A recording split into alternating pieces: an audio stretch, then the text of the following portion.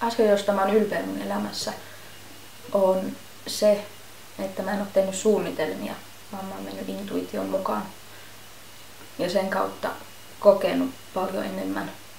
Tas, ka es dzīvoju tagad vairāk pēc, ņemot vērā karmu. Je taky to určitě ten fakt, že můžu poznávat nové věci a nový lidi. To mě hrozně baví. Hrozně mě to baví tady na Dánsku a jsem za to hrozně ráda. Mani motivē jaunas situācijas un visādi piedzīvojumi. Man patīk sevi ielikt dažādās nebijušās situācijās. Mä teen elämässä aika paljon asioita, mitkä tuntuu musta hauskoilta. Pysy onnellisena, iloisena.